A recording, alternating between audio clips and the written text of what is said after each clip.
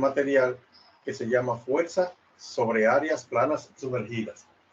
Ya estamos en la unidad número 2 del libro. Cuando la agotemos, primer parcial. Bueno, para calcular la fuerza que un fluido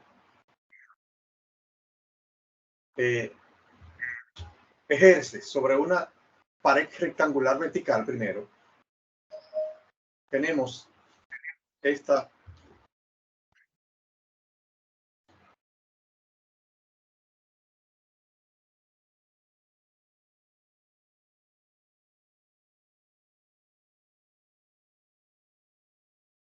chart.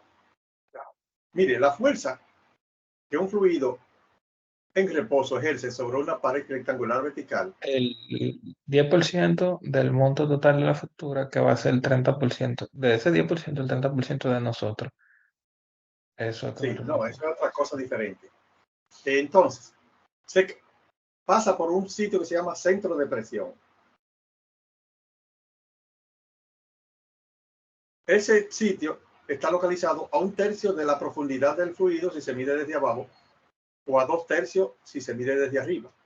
Y como le dijimos, como la presión es fuerza y presión es fuerza sobre área, será cero en la superficie, donde la profundidad sea cero, y será máxima donde la profundidad sea máxima.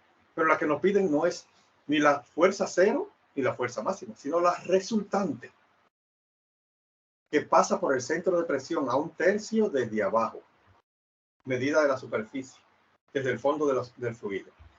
Y se calcula con esta ecuación: presión promedio por el área sumergida. Sencilla y simplemente. Y la presión promedio es el peso específico del fluido por la mitad de la profundidad.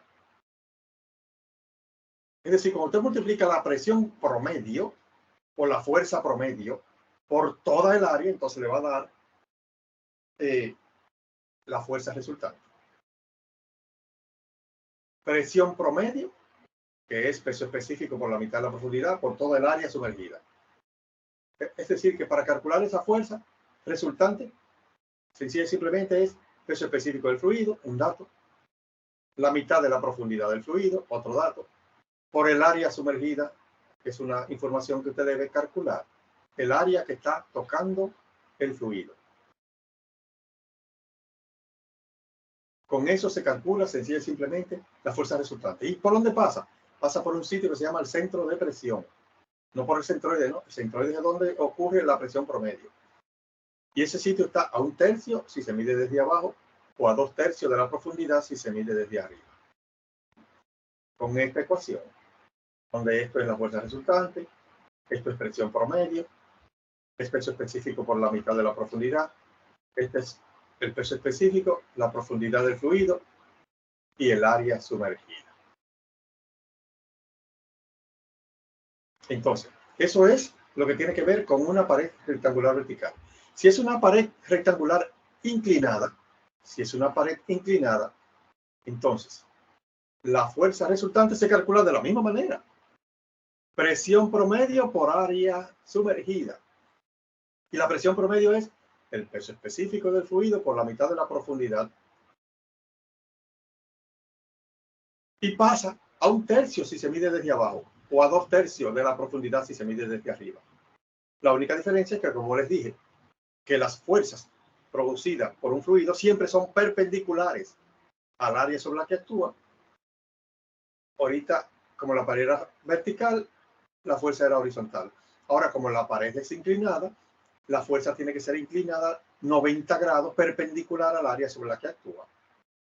Y si medimos por dónde pasa de forma perpendicular, a 1/3 de esa pared completa desmedida desde abajo, o a 2/3 de la pared inclinada si se mide desde arriba.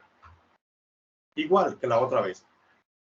Peso específico del fluido por la mitad de la profundidad por toda el área sumergida. La diferencia es que la fuerza tiene que ser perpendicular al área, y como el área es inclinada, pues la fuerza tiene que estar de forma inclinada para formar un ángulo perpendicular. Eso es fuerza sobre áreas sumergidas. Ahora vamos a ver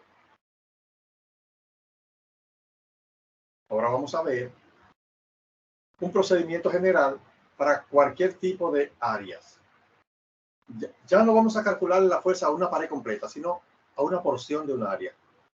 Tenemos esta área que tiene una base por una altura, es rectangular, que si la vemos lateral, estaríamos viendo esto. Y la fuerza que vamos a calcular es de una manera diferente a como la calculamos si es para una pared completa, ya que la fuerza no está aplicada sobre toda la pared, sino sobre una porción de la pared. Para eso hay unos pasos, 9 pasos, que consisten en lo siguiente. Paso número 1. Identifica el punto en el que el ángulo de inclinación del área intersecta la superficie del fluido. El paso número 1 es este. Como le vamos a calcular la fuerza a esta área rectangular, que si la vemos de lado, si la vemos en esta cara, lo que vamos a ver es esta parte. Si la vemos de frente, vemos una área y una base. El primer punto lo que dice es que proyecte el área inclinada del fluido hasta que toque la superficie. Identifique ese punto, lo marca, pone una perpendicular ahí, porque ese punto lo vamos a usar para medir estas coordenadas al centroide del área y por donde pasa la fuerza resultante. Ese es el primer punto. Identifique el punto en el que, es el primer paso, identifique el punto en el que el ángulo de inclinación del área intersecta la superficie del fluido. Esto. Proyectar el ángulo de inclinación del área hasta que toque la superficie del fluido, pasar una línea perpendicular que la vamos a usar para medir otras dimensiones. Segundo paso, localiza el centroide del área a partir de su geometría. En la página 511 y 512 de su libro están estas figuras. Está este chart, está este apéndice, donde le dan la figura, el área, y le dicen cómo se calcula el área, cómo se encuentra el centroide localizado, dónde, y cómo se calcula el momento de inercia. Entonces, el segundo paso es localice el centroide del área a partir de su geometría. Bueno, dependiendo de lo que esté ahí, un cuadrado, un círculo, un semicírculo, un rectángulo, un triángulo, usted localiza el centroide para en un rectángulo que es como este, que es lo que estamos viendo, el centroide está a la mitad de su altura. Por lo tanto, el centroide está en ese punto rojo, ahí a la mitad de su altura. Como dice aquí, el centroide de un rectángulo es esta parte de central del apéndice. ¿Dónde se encuentra el centroide de un rectángulo? A la mitad de su altura. Pues ese es el segundo paso. Identificar el centroide del área a partir de su geometría. Tercer paso. Determine H sub C como la distancia vertical desde el centroide del área hasta la superficie del fluido. Y el cuarto, determine LC como la distancia inclinada desde el centroide del área hasta la superficie del fluido. Mire, el tercer paso es este. Luego que identificaste el centroide donde está localizado, vas a calcular la distancia HC vertical, esta parte, desde el centroide que encontraste hasta la superficie del fluido. Ese es el paso número 3. Y el paso número 4, por trigonometría, vas a encontrar lo mismo, desde el centroide, pero en forma inclinada hasta la superficie del fluido. Por trigonometría la puedes encontrar relacionando, conociendo este ángulo, y te va a dar que LC, que es la distancia inclinada, es H sub C entre el seno de ese ángulo que forma el fluido acá, que forma el triángulo. Es decir, tercer paso, calcule H sub C de forma inclinada verticalmente. Cuarto paso, calcule LC, la distancia al centroide, pero de forma inclinada. H sub C de forma perpendicular. LC de forma inclinada. Y ese lo calcula por forma triangular. Esos son los pasos 3 y 4. Paso número 5. Calcule el área total sobre la que actúa la fuerza. Bueno, el área, esa área, base por altura. El área que esté ahí, un triángulo, un rectángulo, un ciclo, semiciclo, que en el apéndice va a estar puesta. ¿Cómo se calcula? Ya yo se lo dije en la página 511 y 512 del libro. Un dato, calcule el área sobre la que actúa la fuerza. Y paso número 6, ya calcule la fuerza resultante a partir de la siguiente ecuación.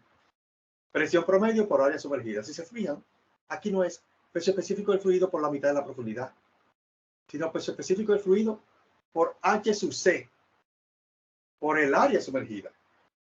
Y si se fijan, para calcular eso, peso específico del fluido, un dato. El área sumergida, eso es otro dato. Mírenlo ahí. Es el área de la figura que está ahí. Peso específico del fluido, un dato que al 100% se le da. El área sumergida, un dato que lo único que tiene usted que calcularla según el apéndice del libro. Su único trabajo es este: calcular H sub C para calcular la fuerza resultante. Mira. Peso específico del fluido, un dato. Área sumergida, según el área que esté ahí, a la que le estamos calculando la fuerza. H sub C, lo que calculamos en el paso número 3. Y ya tiene la fuerza resultante calculada.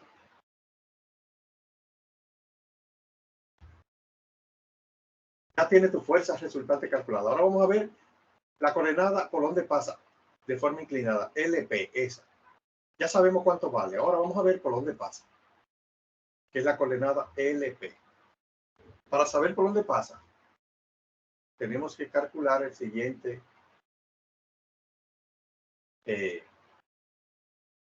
paso. Es el paso número 7. Paso número 6, ya calculamos nuestra fuerza resultante con esta ecuación. Peso específico del fluido por la coordenada H sub C, que es la vertical medida desde el centroide hasta la superficie del fluido, por el área que está ahí sumergida. Y el 7, calcula el momento de inercia del área alrededor de su eje centroidal. En el apéndice usted se va y le va a decir la tercera columna que vimos en el apéndice. La primera columna, cómo se calcula el área. La segunda, dónde se localiza el centroide. Y la tercera, cómo se calcula el momento de inercia. Es este paso número 7. Que para este caso, en un rectángulo dice que es base por altura del cubo partido 2. Y ya tiene el paso número 7. El paso número 8, calcule la localización del centro de presión, que es el sitio por donde pasa la fuerza, con la siguiente ecuación. LC lo calculamos en el paso número 4, en el triángulo aquel que era rojo de forma inclinada. Momento de inercia lo calculamos en el anterior, mire, en este. El paso 7, momento de inercia. Fuimos a la tabla, buscamos cómo se calcula el momento de inercia del área que esté ahí y lo calculamos. Paso número 7. Entre LC, lo mismo, que calculamos en el paso 4.